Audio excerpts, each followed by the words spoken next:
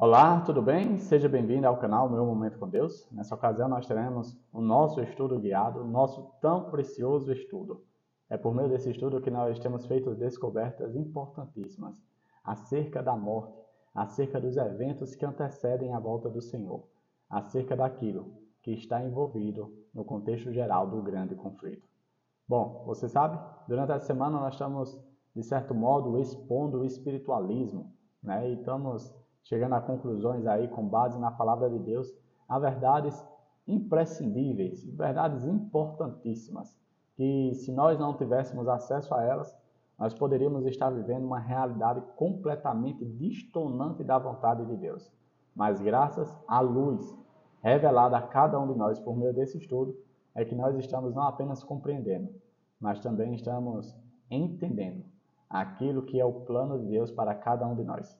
Antes de conhecer qual será o tema de hoje, eu quero convidar você a fechar seus olhos para junto a mim nós buscarmos a presença de Deus por meio de uma oração. Vamos orar então? Oremos.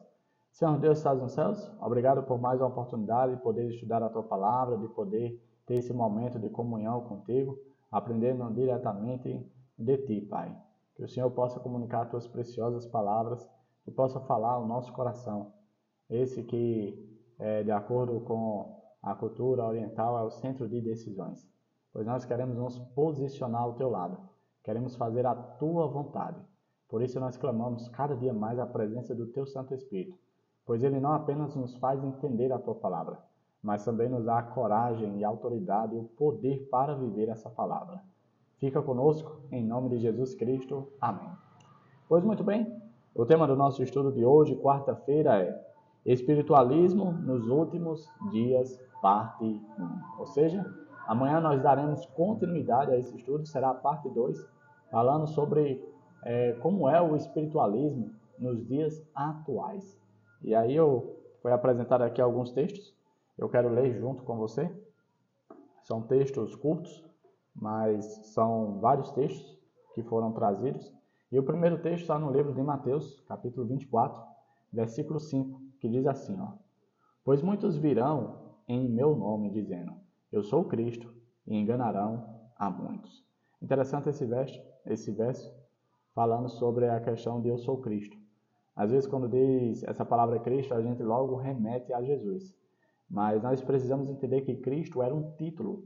Em outras palavras, Cristo poderia ser entendido como um ungido. E hoje nós temos visto muitas pessoas se levantarem e se autodenominarem ungidos de Deus, homens que são especiais e têm feito coisas que, podemos dizer assim, que não condizem com a palavra de Deus. Eles podem até se auto-intitularem Cristos, mas que na verdade estão muito longe do verdadeiro Cristo, o nosso Jesus. O outro texto está em Mateus 24, verso 11, que diz assim: E numerosos falsos profetas surgirão e enganarão a muitos. O profeta era aquele que falava em nome de Deus. Ou seja, as pessoas que se levantam no púlpito, nas redes sociais, na plataforma do YouTube para pregar a mensagem de Deus, mas que pregam coisas que não estão alicerçadas na palavra de Deus. Ou seja, mensagens enviesadas com pensamento humano. Aquilo que o coração delas dizem. Isso não é bom. São falsos profetas. Por quê? Porque o falso profeta, ele fala o que a sua mente quer. O verdadeiro profeta fala aquilo que Deus quer. Aquilo que Deus ordenou, aquilo que Deus mandou.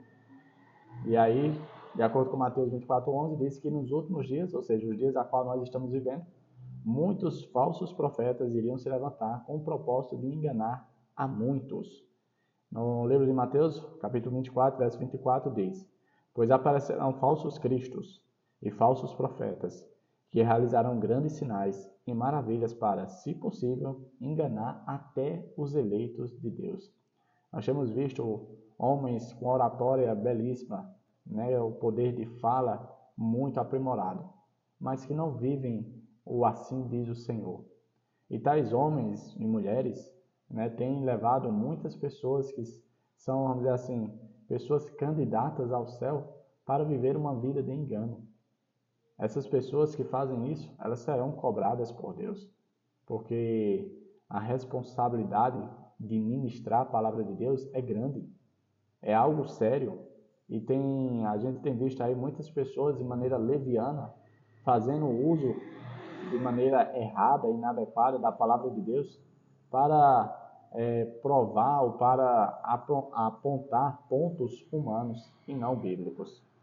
Em 2 Tessalonicenses, capítulo 2, do verso 7 ao 9, diz assim: a verdade é que o mistério da iniquidade já está em ação, restando apenas que seja afastado aquele que agora o detém. Então será revelado o perverso, a quem o Senhor Jesus matará com o sopro de sua boca e destruirá pela manifestação de sua vinda. A vinda desse perverso é segundo a ação de Satanás, com todo o poder, com sinais e com maravilhas enganadoras. Paulo afirma aqui que no seu tempo, já na sua época, a obra do perverso, né, da pessoa da iniquidade, já estava, vamos dizer assim, sendo utilizado. Ou seja, desde a época de Paulo, o mal já estava se levantando, já estava em pleno vigor.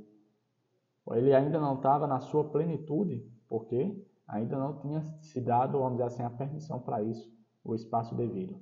Mas que nos últimos tempos, esse poder mal iria, vamos dizer assim, trabalhar com muito afinco, com muito poder, de até mesmo fazer milagres, prodígios e sinais. Apocalipse 13, capítulo 13, verso 13 e 14 diz assim: e realizava grandes sinais, olha aqui, mais uma vez, realizava grandes sinais, chegando a fazer descer fogo do céu à terra, à vista dos homens, por causa dos sinais que lhe foi permitido realizar em nome da primeira besta.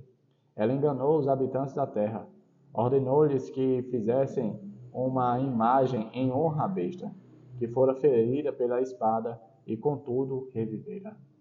A gente vai ver que com o passar do tempo, quanto mais o conflito cósmico vai apertando, quanto mais se aproxima a volta de Jesus, as forças do mal, eles vão se utilizando cada vez mais de poderes sobrenaturais.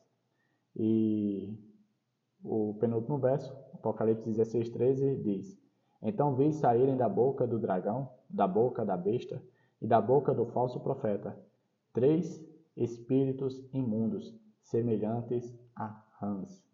Esses espíritos imundos, essas 3 rãs, bem na verdade se referem a influências espirituais, poderes espirituais, que irão exercer o poder de engano acerca da palavra de Deus. Ou seja, serão as ferramentas de Satanás para difundir as falsas doutrinas que não têm base bíblica, para enganar todas as pessoas da terra. Apocalipse 16, verso 14, diz: são espíritos de demônios que realizam sinais miraculosos. Eles vão aos reis de todo o mundo, a fim de reuni-los para a batalha do grande dia do Deus Todo-Poderoso. Eu separei aqui alguns pontos com base nesses textos que foram apresentados. E o primeiro ponto diz o seguinte: o diabo usará sinais e maravilhas para enganar multidões antes da volta de Jesus. Angel Rodrigues declarou que o poder de persuasão dos demônios não se encontra no conteúdo de sua mensagem, mas na força das manifestações sobrenaturais. Certa vez eu ouvi da boca de um primo meu, né, que ele não acreditava que Satanás existia, que isso era coisa da igreja, né, tentando oprimir a pessoa, tal, tentando trazer medo, esse tipo de coisa. Até que um dia ele viu uma manifestação demoníaca. Até que um dia ele viu poderes sobrenaturais. Depois daquele dia, ele sim chegou à conclusão que de fato Satanás existe. Mas Satanás, ele quer exatamente isso. Ele quer que as pessoas creiam que ele não existe. Por quê? Porque se as pessoas tiverem a dimensão do seu poder, da sua relevância, daquilo que ele pode fazer, as pessoas vão, podemos dizer assim, ser mais cautelosas. Mas enquanto as pessoas acharem que Satanás não existe, ele vai utilizar dessa ausência para fazer os seus sinais e prodígios. E como eu costumo dizer nos momentos de sermão, ele não vai aparecer de maneira para assustar as pessoas que são candidatas ao engano. Ele vai tentar de maneira persuasiva, tentar atrair, de maneira que não seja por meio das declarações racionais de palavra, ou seja, ele vai se utilizar das emoções, daquilo que causa sensação nas pessoas, o sentimentalismo, para tentar envolver as pessoas para o erro, para aquilo que não está alicerçado na palavra de Deus. E a gente vê exatamente isso que acontece nessas denominações que não tem como alvo a palavra de Deus, né, o entendimento por meio do raciocínio, né, por meio do estudo da palavra, ou seja, são coisas apenas sentidas, vividas, experienciadas. Vamos ali assistir um culto, a experiência lá é tão legal, tu vai ver como é a coisa lá, é envolvente, as pessoas choram, aquela coisa. Eu não estou dizendo que se emocionar ao ouvir a palavra de Deus seja errado, mas quando a base, quando o alvo, quando o fundamento é apenas isso, sim, é errado. Porque nós devemos buscar a presença de Deus por meio do estudo da sua palavra. Deus quer que seus filhos cheguem à decisão por meio do entendimento, do raciocínio. Ou seja, eu entendi e eu escolhi de maneira inteligente, de maneira livre, viver essa realidade. Não por meio de emoções, porque emoções são passageiras. A gente vive ali uma emoção, terminou, passou, pronto. Opa, a dopamina já acabou. Tem outra emoção aí para a gente viver? Porque aquilo que eu já vivi já passou, já não tem mais efeito, não serve mais. Não é esse tipo de comunhão, de relacionamento que Deus deseja ter com seus filhos. Mas é exatamente isso que Satanás está se utilizando nesses últimos tempos. A gente tem visto que denominações assim, entidades assim, têm crescido muito. Por quê? Porque tem despertado nas pessoas essa sensação. E por meio dessas sensações, Satanás tem levado os até mesmo possíveis eleitos a um engano satânico. O outro ponto que eu destaquei diz assim, ó: à medida que o conflito cósmico se aproxima de seu fim, o poder demoníaco entrará na arena da história de um modo jamais visto. O espiritualismo, cujo fundamento é o ensino não bíblico da imortalidade da alma, quase levará o mundo cativo. A gente tem visto que as pessoas elas têm despertado cada vez mais a necessidade de relacionamento, a necessidade de ser compreendida, a necessidade de entendimento em algumas áreas da vida. A Bíblia até fala que dentro do coração do ser humano foi colocado o desejo pela eternidade. E esse desejo pela eternidade deveria ser para conduzir a nós a presença de Deus, que é eterno.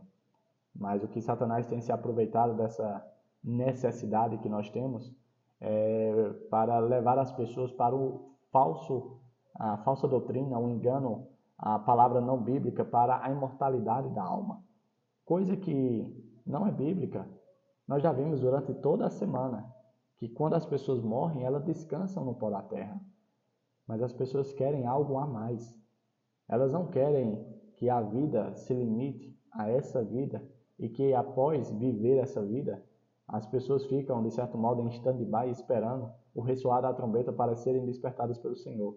Elas querem que a vida ela seja perpetuada, querem que a vida seja eternizada, mas não na presença de Deus, mas sim com base nos costumes desse mundo mau.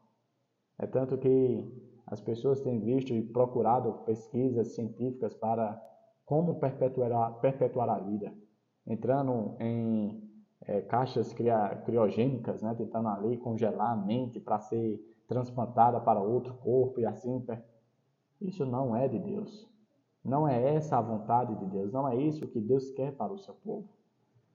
Quando eu e você, se Jesus não voltar em nossos dias, viermos a descansar, nós vamos aguardar a volta do Senhor dormindo no pó da terra.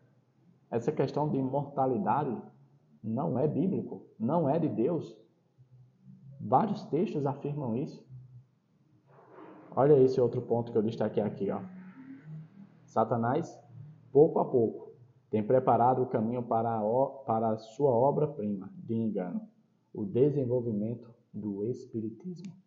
Se você for estudar e analisar de maneira sincera, com a mente aberta, você vai ver que as grandes denominações, né, e com suas doutrinas, você vai notar e vai perceber que todas elas têm um dedinho de espiritismo. Catolicismo, as outras denominações, tudo tem um dedinho do espiritismo. Ou seja, o espiritismo está impregnado em tudo o que não tem base bíblica. Aquilo que não está vivendo no assim diz o Senhor, você vai ver que tem um dedinho do espiritismo. O espiritismo ainda não chegou na sua força máxima, mas vai chegar. E você vai ver que em todas essas outras religiões que não são fundamentadas na palavra de Deus, todas elas vão desabrochar essa ideia errada e que é a obra-prima de Satanás. Com exceção dos que são guardados pelo poder de Deus e pela fé em sua palavra, o mundo todo será envolvido por esse engano. Nossa única segurança está em Jesus e em sua palavra. Se eu e você nos mantivermos buscando com sede, com avidez pela palavra de Deus, nós seremos sim protegidos por Jesus. Protegidos desses enganos, protegidos dos ataques, protegidos dos sinais e prodígios que irão acontecer. Lembra aquele verso que diz o seguinte: quando disserem, olha, ele está ali, olha, ele entrou naquela casa, não vá, não dê ouvido. Isso está na Bíblia. Isso já foi um alerta. Por quê? Porque é exatamente isso que vai acontecer. As pessoas serão, de certo modo, chamadas a atenção para esse tipo de evento.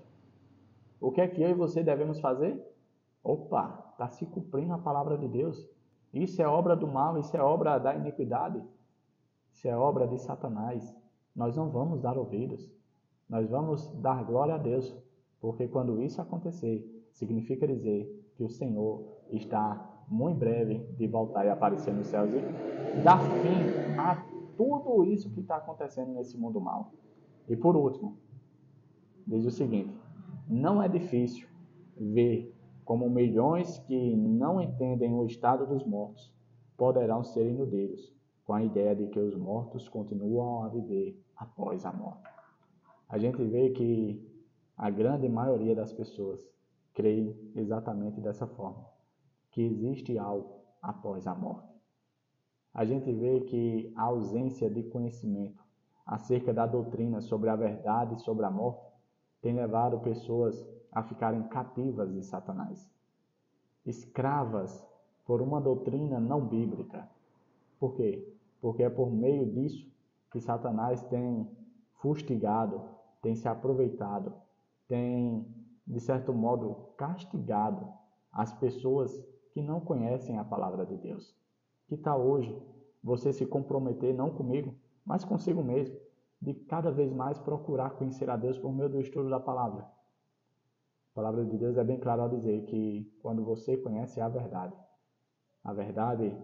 é o estudo da palavra em si, a verdade é Jesus. Quando você passa a se relacionar com Jesus, você é liberto. E não tem nada melhor do que a liberdade. Nada de ser escravizado pelo mal, mas sim vivermos livres na presença daquele que proporciona tal liberdade. Chegamos ao fim do nosso estudo guiado. Papai do Céu hoje mais uma vez falou aos nossos corações, chamando a atenção acerca daquilo que não está para acontecer, mas nós já podemos ver nos dias de hoje as obras de Satanás procurando enganar, se possível até mesmo os eleitos de Deus. Que eu e você não possamos ser enganados. Por quê? Porque estamos buscando, por meio do estudo, conhecer cada vez mais ao nosso Deus e nos preparar para reencontrar com Ele naquele grande dia.